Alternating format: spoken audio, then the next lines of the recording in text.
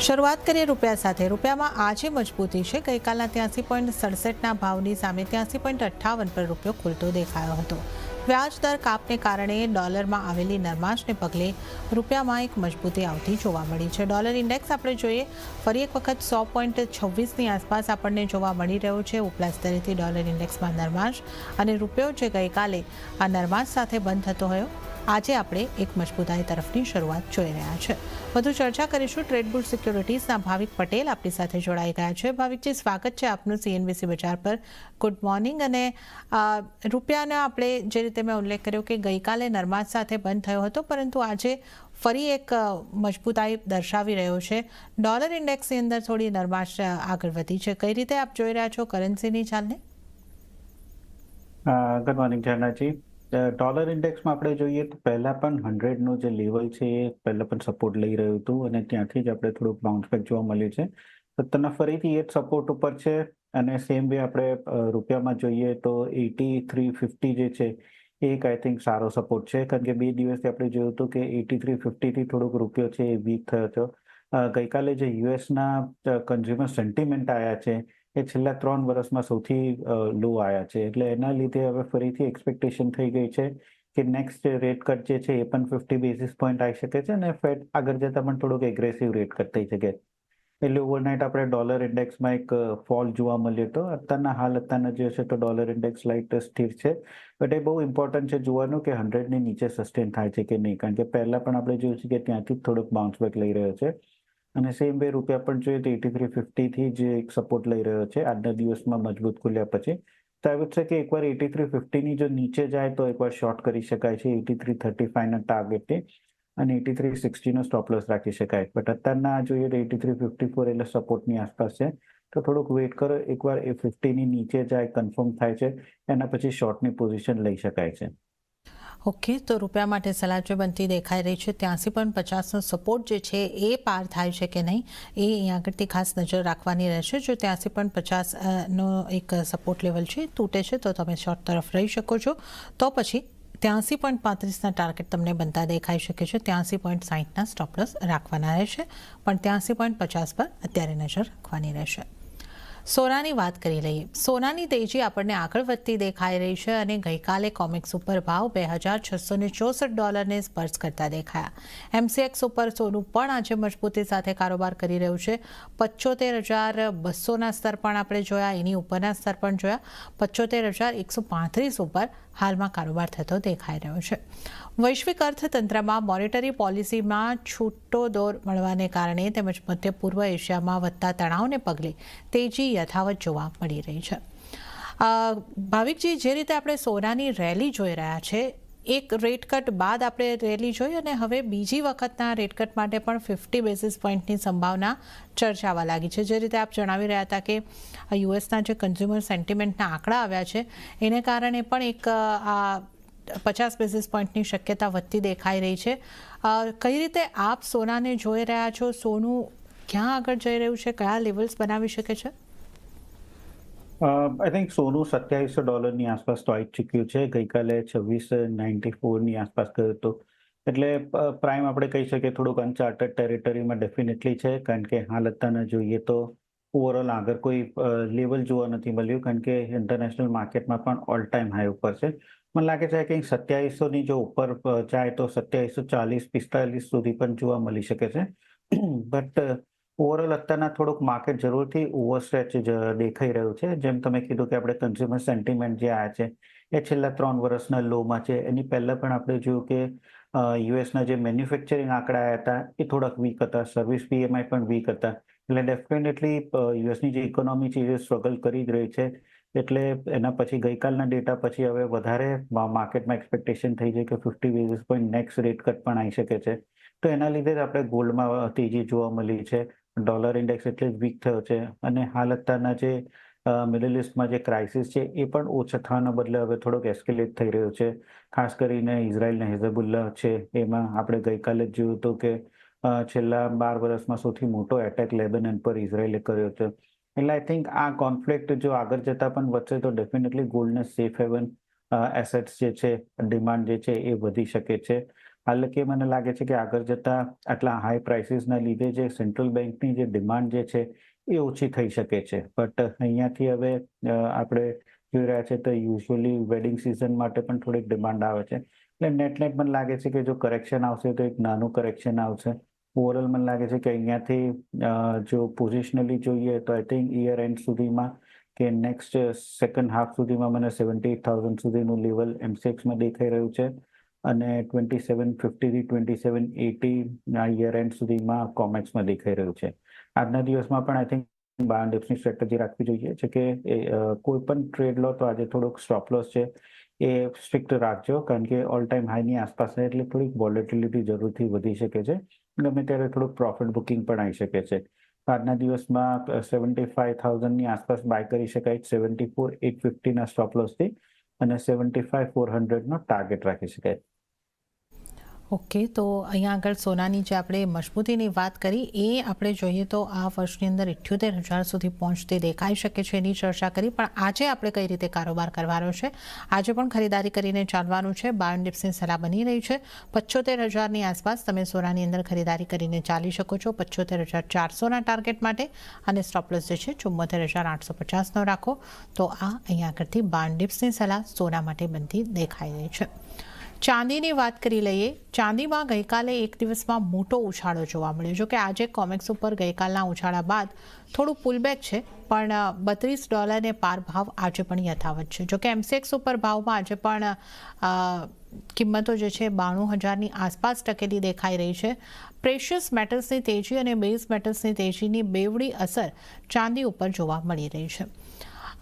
ચાંદી ભાવિકજી જે રીતે આપણે જોઈ રહ્યા છે કે એક તો આપણે અહીંયા આગળથી ખાસી વોલેટાઇલ રહેતી હોય છે, પણ આ વખતે આપણે ખાસી એની આઉટ પરફોર્મન્સની આશા રાખી રહ્યા છે, કારણ કે ગોલ્ડ ઓલ ટાઈમ હાઈ પર અને ચાંદીના ઓલ ટાઈમ હાઈની વચ્ચે ખાસો ડિફરન્સ છે.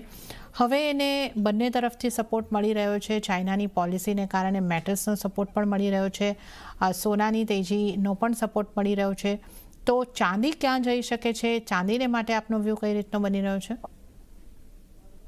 I think safe to assume કે ચાંદી 98,000 સુધી યર એન્ડ સુધીમાં ટાર્ગેટ દેખાઈ રહ્યો છે. તમે કીધું આઈ થિંક એક ઇમ્પોર્ટન્ટ જ છે જે સોના કમ્પેરેટિવલી ચાંદીમાં થોડીક આઉટરેલી જોવા મળી રહી છે, અને છે ચાઇનાના તરફથી સ્ટિમ્યુલસ પેકેજ જે અત્યારના સૌથી વધારે મોટું જાહેર કર્યું છે કોવિડ પછીનું.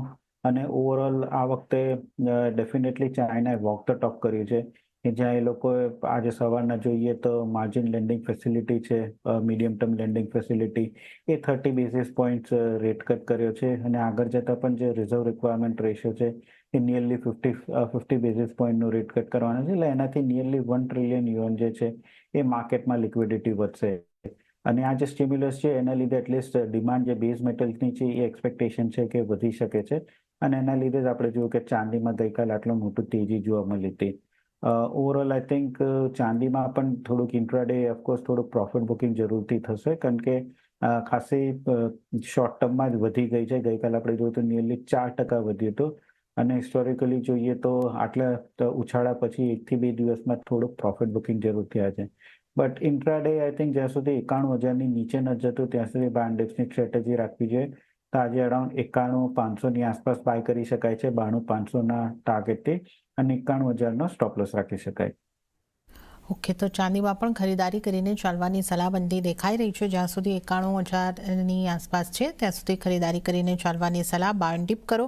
92,500ના ટાર્ગેટ અહીંયા આગળથી બનતા દેખાઈ શકે છે. 91,000નો સ્ટોપ લોસ ચાંદી માટે રાખો, અને ઓવરઓલ જે ચાંદી માટે સલાહ બની રહી છે આ યર એન્ડ સુધી 98,000 સુધી ચાંદી આપણને પહોંચતી જોવા મળી શકે છે. તો સોના ચાંદીના આઉટલુકની આપણે અહીંયા આગળથી વાત કરી, અને આ સાથે હાલ સમય થઈ રહ્યો છે બ્રેક લેવાનું. લઈશું બ્રેક, અને બ્રેક બાદ મેટલ્સ, ક્રૂડ અને અન્ય કોમોડિટીઝની ચાલ ઉપર ભાવિક પટેલ સાથે નજર કરીશું.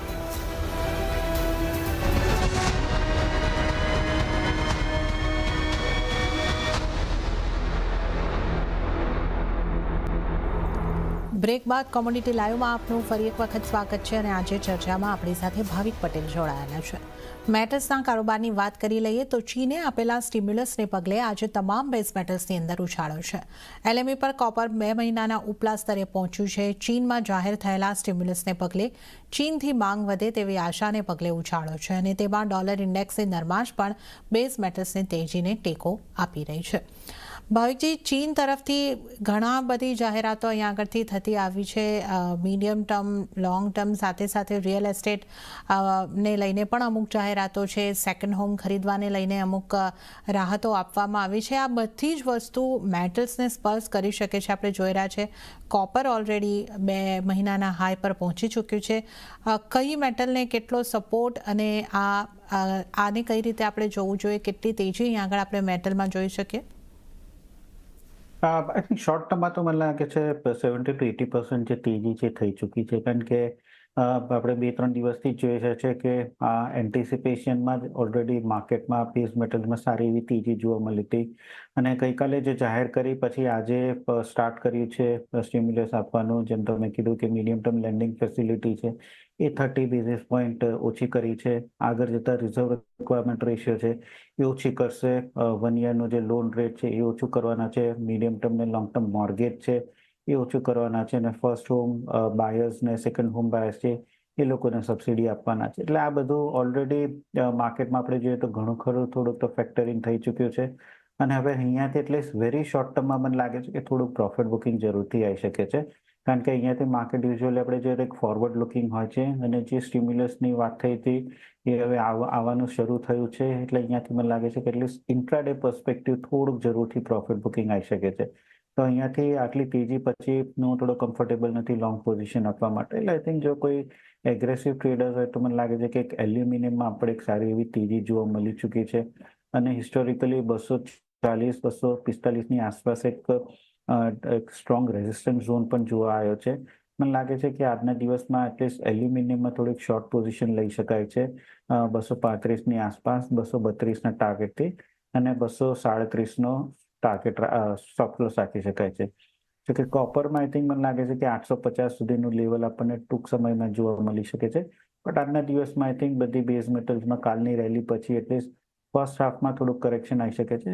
સેકન્ડ હાફમાં જ્યારે યુએસ માર્કેટ ઓપન થાય ત્યારે થોડુંક બાઇંગ જોવા મળી શકે છે. બટ મોર્નિંગ સેશનમાં હું એક્સપેક્ટ કરી રહ્યો છું કે જે પ્રોફિટ બુકિંગ છે એ આવી શકે છે. ઓકે, તો કોપર અને અન્ય મેટલ્સની અંદર ખાસી મજબૂતી આવ્યા બાદ આજના મોર્નિંગ સેશનમાં આપણે થોડું પ્રોફિટ બુકિંગ આવતું જોઈ શકીએ છીએ. તો ઇન્ટ્રાડે માટે એલ્યુમિનિયમની અંદર સેલ કરીને ચાલવાની સલાહબંધી દેખાઈ રહી છે.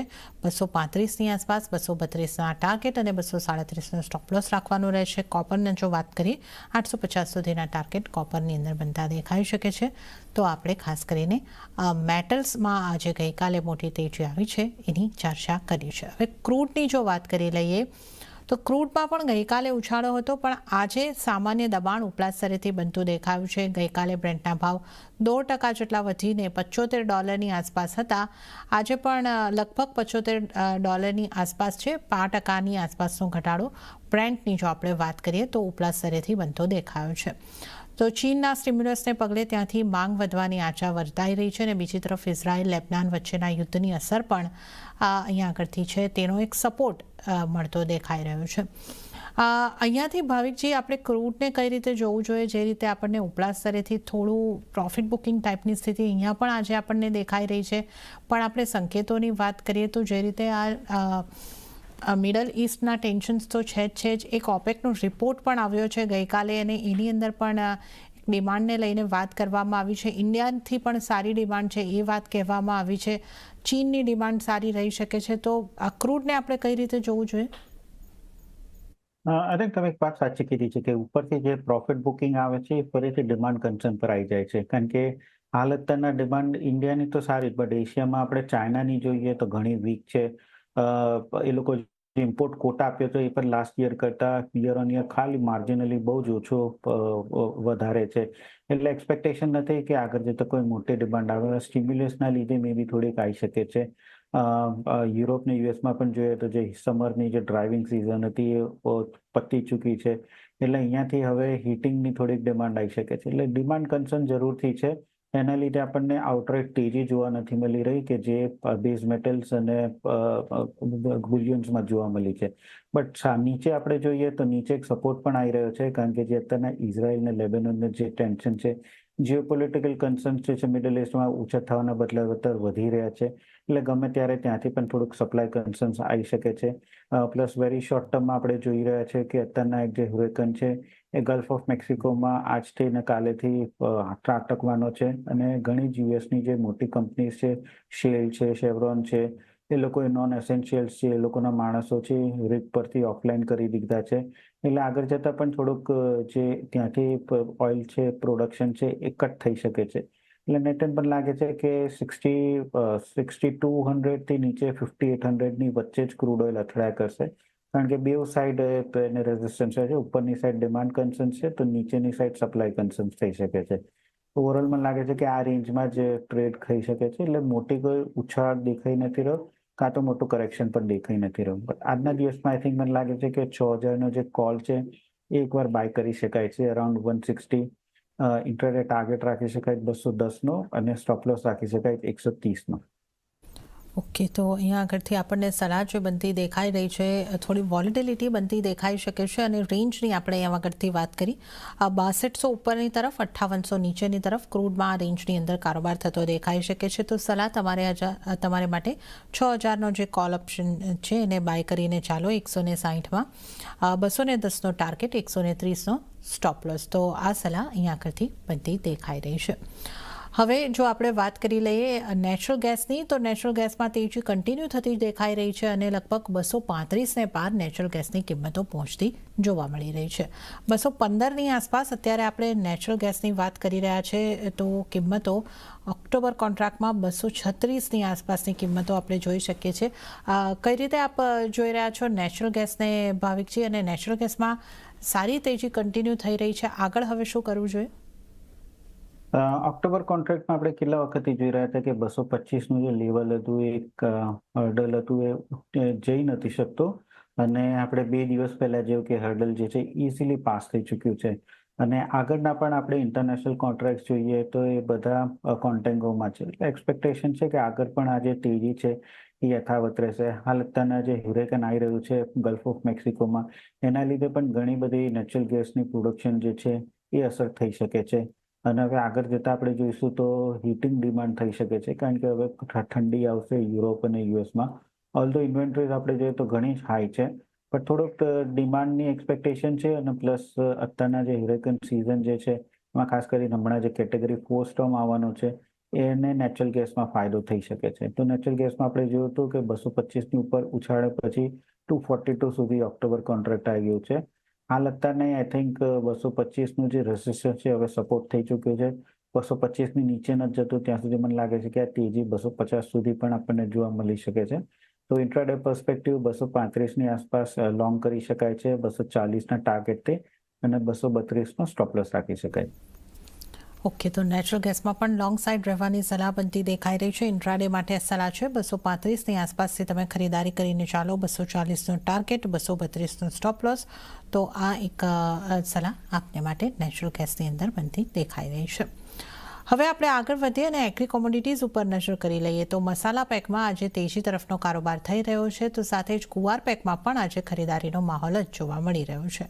એરંડા અને કપાસિયા ખોળ પણ પોઝિટિવ કામ કરતા દેખાઈ રહ્યા છે. મસાલા પેકથી આપણે શરૂઆત કરીએ. ભાવિકજી, આપણે જે રીતે જોઈ રહ્યા છે, જીરામાં સારી ખરીદારી અહીંયા આગળથી આવતી દેખાઈ રહી છે. ધાણા અને હળદરમાં પણ ખરીદારી તરફનો જ માહોલ છે. મસાલા પેકને કઈ રીતે જુઓ છો? આઈ થિંક મસાલા પેકમાં હળદર મને હજી પણ સરસ દેખાય છે. હવે આપણે જોઈશું તો યુઝ્યુઅલી ફેસ્ટિવલ ડિમાન્ડ જે છે એ આવતી હોય છે માર્કેટમાં. અને પ્લસ ઓક્ટોબર એન્ડમાં આપણે જોઈએ કે ઓક્ટોબર સ્ટાર્ટમાં તો એફએમસીજીની ઇન્ડસ્ટ્રીયલ ડિમાન્ડ પણ આવે છે. અને ટેકનિકલી પણ જોઈએ તો 13,000થી 13,500નો એક સારો બેઝ બની ચૂક્યો છે. અને અહીંયાથી હવે મને લાગી રહ્યું છે કે 15,000થી 16,000 સુધીનું લેવલ પણ આવી શકે છે. આવક જે છે હજી પણ વાર છે, માર્ચ એપ્રિલમાં આવવાનું છે નવી. એટલે ઓવરઓલ અહીંયાથી જે ડિમાન્ડ સિઝન જે છે, ડિમાન્ડની એક્સપેક્ટેશન એના પ્રમાણે મને લાગે છે કે અહીંયાથી આપણને 2,000થી 3,000 લેવલ ઉપર જોવા મળી શકે છે. તો આજના દિવસમાં 14,500ની આસપાસ હળદરને હું બાયની જ રિકમેન્ડેશન આપીશ. 2 થી 3 અઠવાડિયું જો હોલ્ડ કરી શકાય તો 16,500 સુધીનો ટાર્ગેટ રાખી શકાય છે અને 13,800નો સ્ટોપ લોસ રાખી શકાય. જીરામાં પણ હવે આજે આપણે જોઈ રહ્યા છે કે થોડીક તેજી છે અને ઓવરઓલ આઈ થિંક જીરામાં પણ મને લાગે છે કે 26,000 થી 25,500નો એક સ્ટ્રોંગ બેઝ બની ચૂક્યો છે અને હવે આગળ જતા 28,000 થી 29,000 સુધીનું લેવલ આપણને જોવા મળી શકે છે. તો જીરામાં પણ તેજી કરી શકાય છે એક અઠવાડિયાના પોઈન્ટ ઓફ વ્યૂથી અને ટાર્ગેટ ઉપર રાખી શકાય છે 29,000નો અને સ્ટોપ લોસ રાખી શકાય 24,000નો. ઓકે, તો મસાલા પેકની વાત કરીએ તો હળદરમાં ખરીદારીની સલાહ 16,500ની અને અઠવાડિયાનું વ્યૂ હોય તો અહીંયા આગળથી જીરામાં પણ ખરીદારી કરીને ચાલો 28,000 29,000 સુધીના ટાર્ગેટ અહીંયા બનતા દેખાઈ શકે છે. અન્ય એગ્રી કોમોડિટીઝમાંથી ક્યાં આજના દિવસમાં ફોકસ હોવું જોઈએ ભાવિકજી? આઈ થિંક ગુવારગમ મને સારું દેખાઈ રહ્યું છે. કેટલા વખતે ગુવારગમ આપણે જોઈએ તો 11,300નું લેવલ જે હતું બ્રેક નહોતો કરતો, ત્યાંથી જ કન્ટિન્યુઅસલી પડતો હતો અને આજના દિવસમાં આપણે જોયું કે 11,300નું જે એક બ્રેકઆઉટ આવી ચૂક્યું છે. આઈ થિંક આ બ્રેકઆઉટ મને લાગે છે કે આ વખતે થોડુંક સસ્ટેન થઈ શકે છે. તો કરંટ માર્કેટ પ્રાઇસથી જો બાયની રિકમેન્ડેશન આપીશ 11,100ના સ્ટોપ લોસથી અને 11,600નો ટાર્ગેટ રાખી શકાય છે. ઓકે, તો કુવારકમમાં પણ અહીંયા આગળથી 11,600ના ટાર્ગેટને ધ્યાને રાખીને ચાલો સલાહ અહીંયા આગળથી બનતી દેખાઈ રહી છે. અને ત્યારે જ ભાવિકજી, આપનો આભાર. આપ અમારી સાથે આ શો પર જોડાયા. તમામ કોમોડિટીઝ અંગે આપણે ચર્ચા કરી. આપનો આભાર. અને આ સાથે જ કોમોડિટી લાઈવમાં હાલ પૂરતું આટલું જ. હાલ મને પણ આપશો રજા, પણ વધુ અપડેટ અને સમાચારો માટે આપ CNBC ગુજરાત સાથે જોડાયેલા રહો. આગળ મારા સહયોગી પ્રીતિ દલાલ આપને માટે લઈને આવશે બજાર હેલ્પલાઇન. નમસ્કાર.